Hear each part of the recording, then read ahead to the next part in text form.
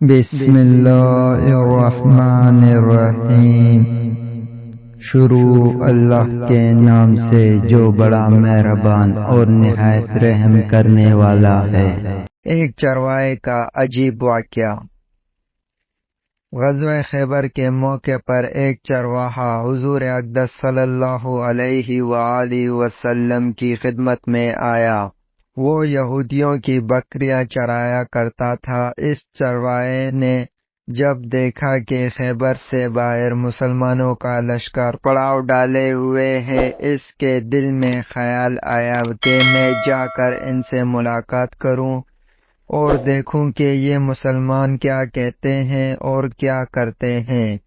چنانچہ بکریاں چراتا ہوا مسلمانوں کے لشکر میں پہنچا اور ان سے پوچھا کہ تمہارے سردار کہاں ہیں؟ صحابہ کرام نے بتایا کہ ہمارے سردار حضور صلی اللہ علیہ وآلہ وسلم اس خیمے کے اندر ہے۔ پہلے تو اس چرواہے کو ان کی باتوں پر یقین نہیں آیا۔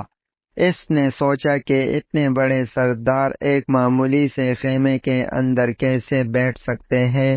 اس کے ذہن میں یہ تھا کہ جب آپ اتنے بڑے بادشاہ ہیں تو بہت ہی شان و شوکت اور ٹاٹ باٹ کے ساتھ رہتے ہوں گے، لیکن وہاں تو کھجور کے پتوں کی چٹائی سے بنا ہوا خیمہ تھا۔ خیر، وہ اس خیمے کے اندر آپ سے ملاقات کے لیے داخل ہوا اور آپ سے ملاقات کی اور پوچھا کہ آپ کیا پیغام لے کر آئے ہیں اور کس بات کی دعوت دیتے ہیں۔ حضور اقدس صلی اللہ علیہ وآلہ وسلم نے اس کے سامنے اسلام اور ایمان کی دعوت رکھی اور اسلام کا پیغام دیا۔ اس نے پوچھا کہ اگر میں اسلام کی دعوت قبول کر لوں تو میرا کیا انجام ہوگا اور کیا رتبہ ہوگا؟ حضور اقدس صلی اللہ علیہ وآلہ وسلم نے فرمایا کہ اسلام لانے کے بعد تم ہمارے بھائی بن جاؤ گے اور ہم تمہیں گلے سے لگائیں گے۔ اس چرواہے نے کہا کہ آپ مجھ سے مذاق کر رہے ہیں۔ میں کہاں اور آپ کہاں؟ میں ایک معمولی سا چرواہا ہوں اور میں ایک سیاہ فام انسان ہوں۔ میرے بدن سے بدبو آ رہی ہے۔ ایسی حالت میں آپ مجھے کیسے گلے لگائیں گے؟ حضور اقدس صلی اللہ علیہ وآلہ وسلم نے فرمایا کہ ہم تمہیں ضرور گلے سے لگائیں گے اور تمہارے جسم کی سیاہی کو اللہ تعالیٰ تبانی سے بدل دیں گے اور اللہ تعالیٰ تمہارے جسم سے اٹھنے والے بدبو کو خوشبو سے تبدیل کر دیں گے۔ یہ باتیں سن کر وہ فوراً مسلمان ہو گیا اور کلمہ شہادت پڑھ لیا۔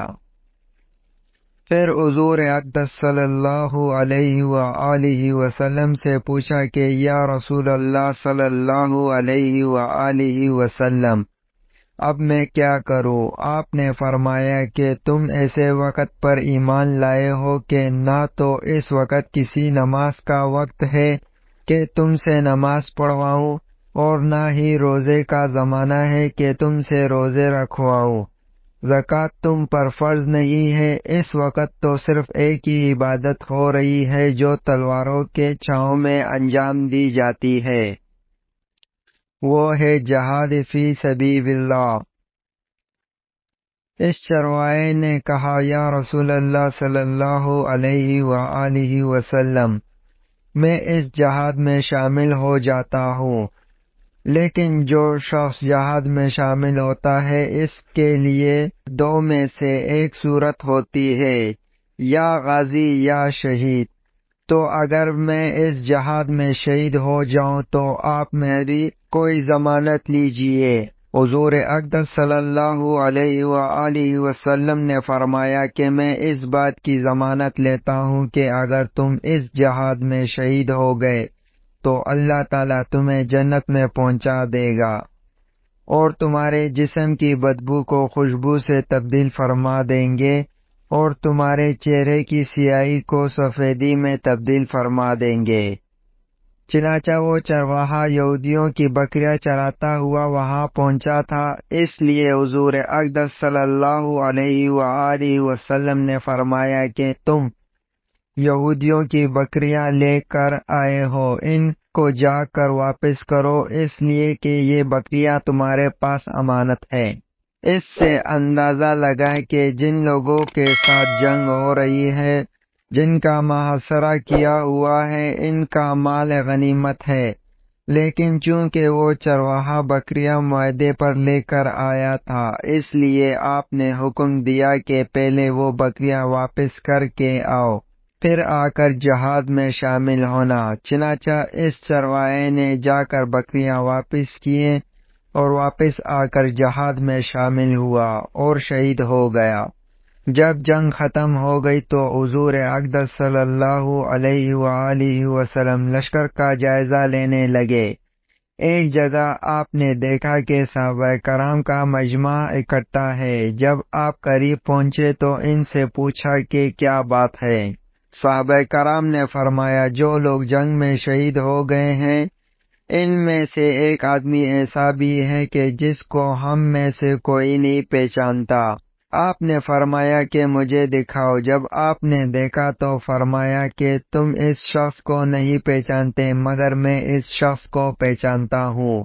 یہ چرواہا ہے اور یہ وہ عجیب و غریب بندہ ہے جس نے اللہ کی راہ میں ایک بھی سجدہ نہیں کیا، اور میں اس بات کی گواہی دیتا ہوں کہ اللہ تعالیٰ نے سیدھا اس کو جنت الفردوس میں پہنچا دیا ہے، اور میری آنکھیں دیکھ رہی ہے کہ ملائکہ اس کو غسل دے رہے ہیں، اور اس کی سیاہی سفیدی میں تبدیل ہو گئی ہے اور اس کی بدبو خوشبو سے تبدیل ہو گئی ہے۔